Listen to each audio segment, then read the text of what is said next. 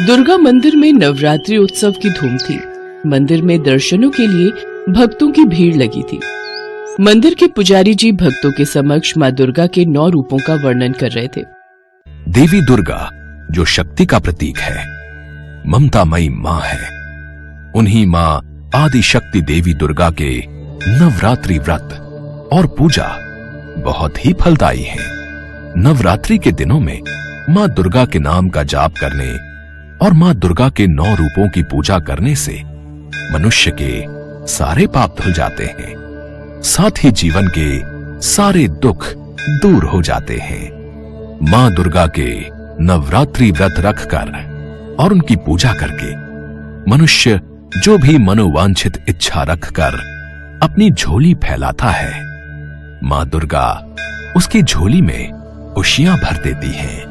कहते हैं मां के द्वार से कोई भी भक्त खाली झोली वापस नहीं आता।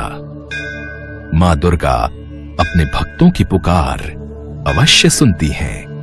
दुष्टों का संहार करने तथा भक्तों का उद्धार करने के लिए मां दुर्गा ने 9 रूप धारण किए। मां दुर्गा का प्रथम रूप है देवी शैलपुत्री। नवरात्रि के पहले दिन मां शैलपुत्री की पूजा की जाती है। शैलपुत्री माता सती को कहा जाता है, जो माता का पहला अवतार था। सती राजा दक्ष की कन्या थी।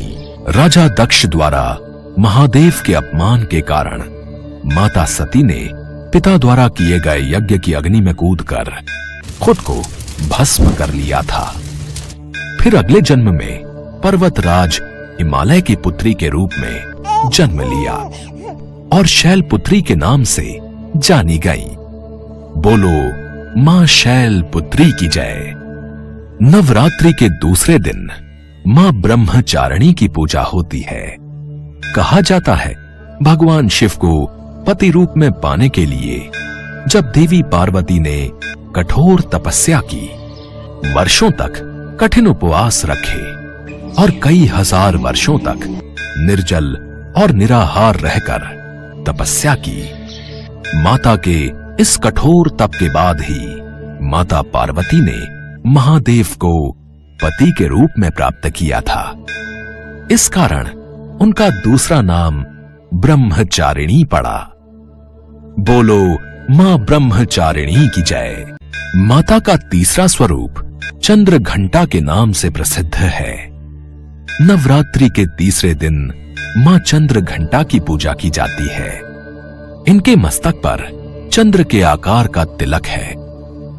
कहा जाता है कि विवाह के दिन भगवान शिव के रूप को देखकर उनके माता पिता और अतिथिगण भयभीत हो गए और देवी पार्वती की मां मैना देवी मूर्छित हो गईं। तब देवी पार्वती ने चंद्र घंटा का रूप धारण किया और भगवान शिव के पास पहुंच गई। उन्होंने बहुत विनम्रता से भगवान शिव से एक आकर्षक राजकुमार के रूप में प्रकट होने के लिए कहा, जिसके पश्चात दोनों का विवाह हो गया। तब से देवी पार्वती को शांति और क्षमा की देवी के रूप में उनके चंद्र घंटा अवतार में पूजा जाता है। बोलो मां चंद्र घंटा की जय।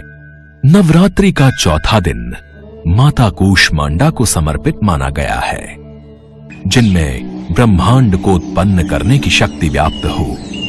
जो उदर से अंड तक माता अपने भीतर ब्रह्मांड को समेटे हुए हैं, उस शक्ति को कूष्मांडा कहा गया है। माता शक्ति स्वरूपा है, इसलिए उनका एक नाम कूष्मांडा है। बोलो मां कूष्मांडा की जय। कार्तिकेय माता पार्वती के पुत्र हैं, जिन्हें स्कंद के नाम से भी जाना जाता है। जो स्कंद की माता हैं, वो स्कंद माता कहलाती हैं। नवरात्रि के 5वें दिन स्कंद माता की पूजा की जाती है। इसीलिए माता का एक रूप स्कंद माता भी माना गया है। बोलो स्कंद माता की जय। नवरात्रि के 6ठे दिन माता कात्यायनी की पूजा की जाती है। ऋषि कात्यायन मां आदि शक्ति के परम भक्त थे। इनकी इच्छा थी कि देवी उनकी पुत्री के रूप में उनके घर पधारे। इसके लिए ऋषि कात्यायन ने वर्षों कठोर तपस्या की। माता ने महर्षि कात्यायन के कठिन तप से प्रसन्न होकर उनके घर में उनकी पुत्री के रूप में जन्म लिया और ऋषि कात्यायन की पुत्री होने के कारण माता मां कात्यायनी कहलाई। बोलो मां कात्यायनी की जय। माता का 7वां स्वरूप देवी काल रात्रि है। नवरात्रि के 7वें दिन मां काल रात्रि की पूजा होती है।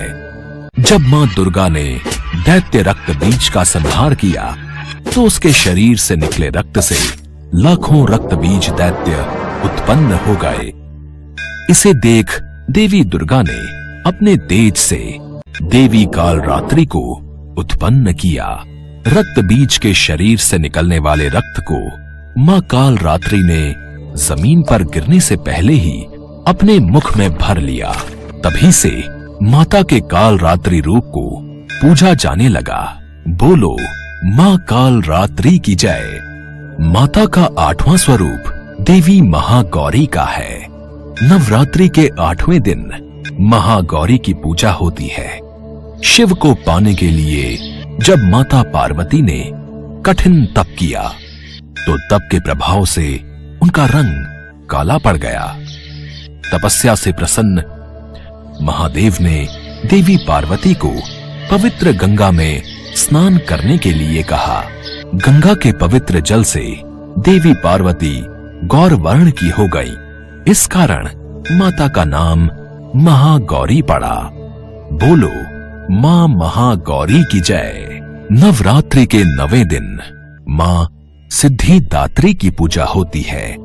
मां दुर्गा का आखिरी स्वरूप मां सिद्धिदात्री है। ये मां दुर्गा की 9वीं शक्ति है।